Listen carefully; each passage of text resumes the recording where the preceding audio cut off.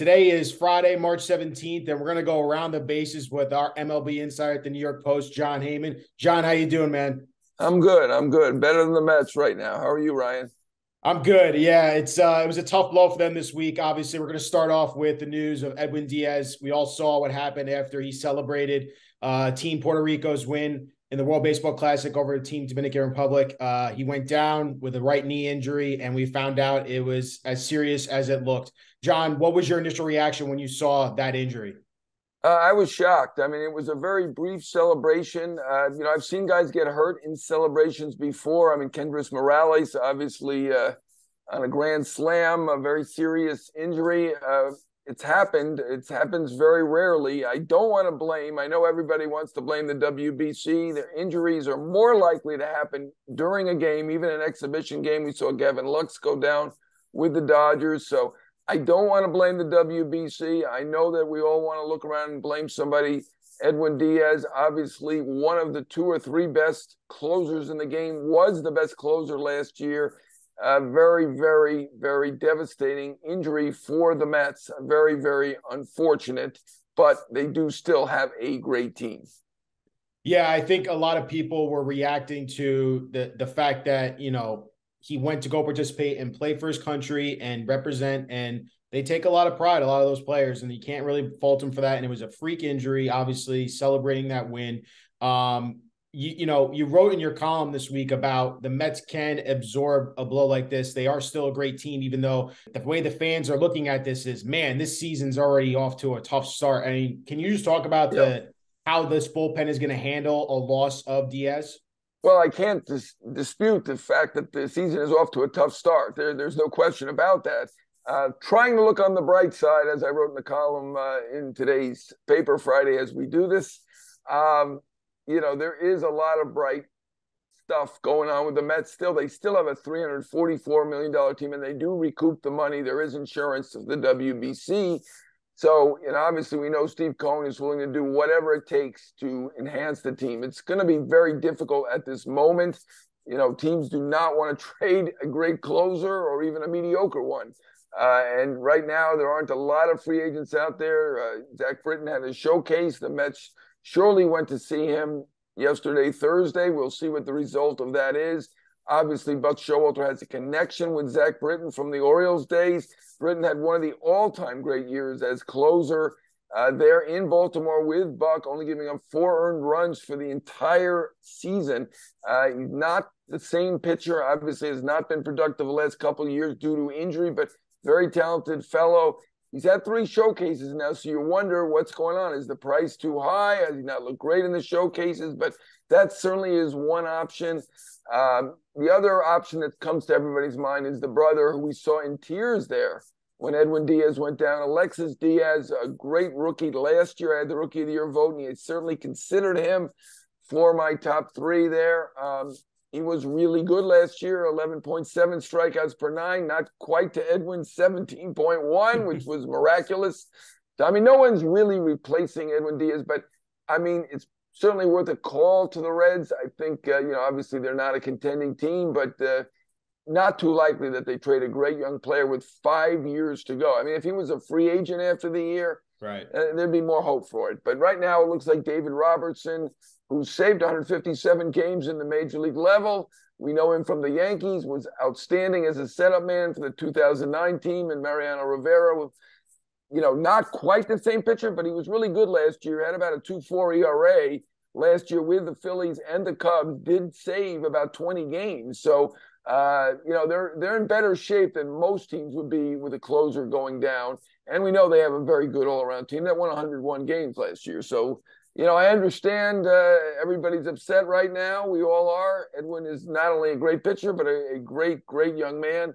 Yep. Very unfortunate, but at this point, unless something strange happens, Robertson is going to be the closer.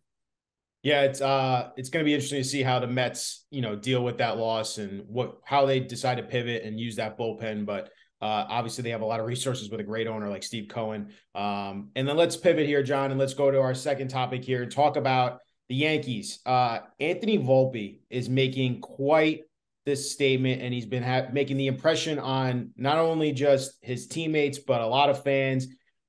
You wrote this week about how there are some Yankees teammates that are actually hoping he makes the opening day roster. Can you talk a little bit more about Anthony Volpe's chances of actually making the team? Yeah, I think his chances are pretty good right now. I thought he was a major long shot going in. Obviously, Peraza did a solid job in the last month filling in for Isaiah Kiner-Falefa. IKF has kind of conceded at this point that he's going to be utility man. He's fine with that role. He's been at third base, in the outfield, all over. He's going to be in the outfield in spring Played center training. field today. Yeah, so he's not going to be the shortstop. He's basically admitted that. It's between the two young guys, and certainly Peraza would be the safe bet, as he was good last year, particularly defensively. He's got a stronger arm. Some people think second base will ultimately be Volpe's position, but I get the sense that a lot of people around the Yankees are very excited about Volpe and the possibility of him starting the season with the Yankees. He has been outstanding in spring training. He is a very, very good hitter. He has hit very well in spring training.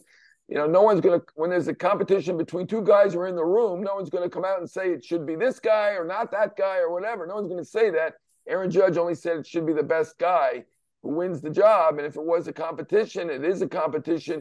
Volpe does appear to be winning that competition. So my feeling is that the players, while they can't say it, I'm hearing that a lot of them would like to see Volpe on the team. I agree with that. That would be awesome. He looks great. New Jersey kid, really nice young man. But beyond that, he's a terrific hitter and a terrific instinctual player. And, we spoke to Hal Steinbrenner just a couple of days ago down there, and he said if he feels strongly about something, he'll make it happen. He didn't say that he feels strongly about this, but, we were talking about shortstop at the time, and this was the issue. So I have a good feeling about this. No guarantees that he will be the guy, but I hope so. And at this moment, I kind of think so. Now let's pivot and talk about Bryce Harper. Obviously, he's dealing with an elbow injury, but you wrote that he could be back sooner than a lot of people think, and that Phillies lineup could be really scary. Can you talk more about Bryce Harper and his chances of an early return?